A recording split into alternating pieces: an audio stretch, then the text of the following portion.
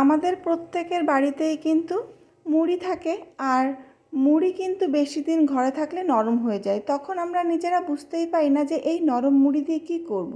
তবে সমস্ত চিন্তাকে দূরে রেখে এই স্ন্যাক্সটি বানিয়ে দেখুন, অসাধারণ খেতে হয়। তো তার জন্য প্রথমেই কিন্তু মেজারিং কাপের 1 কাপ মুড়ি নিয়েছি, তার মধ্যে একটি ডিম ভেঙে দিলাম। এবার একটি মাঝারি সাইজের আলু আমি গ্রেট করে রেখেছিলাম, সেই আলু দিয়ে দিলাম। সাথে দিলাম একটি বড় সাইজের পেঁয়াজ কুচি। পেঁয়াজের পরিমাণটা একটু বেশি হলে কিন্তু খেতে ভালো লাগে। তো দিয়ে দিচ্ছি ধনেপাতা কুচি, আর দিলাম স্বাদ মতো কাঁচা লঙ্কা কুচি। এবার দিয়ে দিচ্ছি 4 টেবিল স্পুন চালের গুঁড়ি আর 4 টেবিল স্পুন বেসন।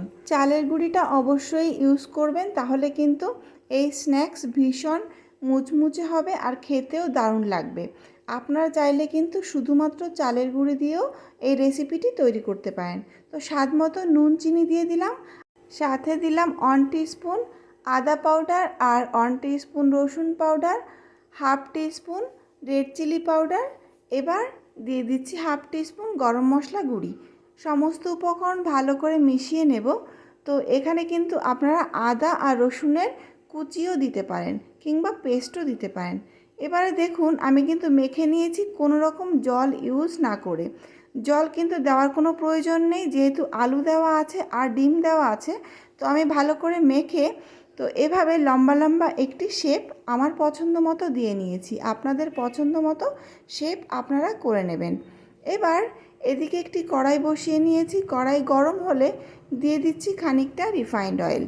তো তেল বেশ ভালোভাবে গরম হলে গ্যাসের ফ্লেম লো রেখে আমি এই স্ন্যাক্সগুলি একে একে তেলের মধ্যে ছেড়ে দেব।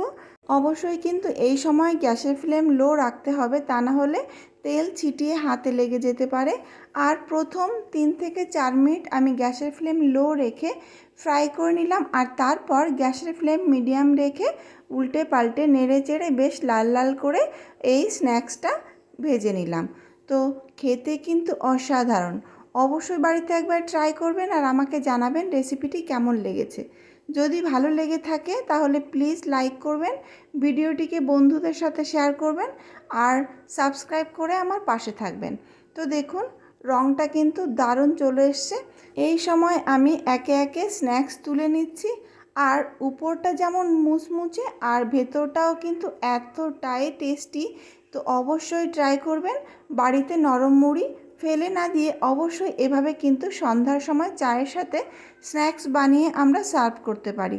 তবে আজকের মতো এই পর্যন্তই, ফিরে আসবো আবারও নতুন কোনো রেসিপি নিয়ে। ততক্ষণ ভালো থাকবেন, সুস্থ থাকবেন, সাবধানে থাকবেন।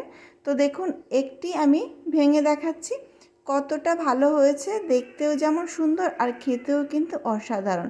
বাচ্চারা যদি টমেটো কেচাপের সাথে এইরকম স্ন্যাক্স পায় ওরাও কিন্তু খুশি হয়ে যাবে। তো সন্ধ্যার সময় চায়ের সাথে এই রকম একটি স্ন্যাক্স অবশ্যই ট্রাই করবেন, আর জানাতে ভুলবেন না রেসিপিটি কেমন লেগেছে।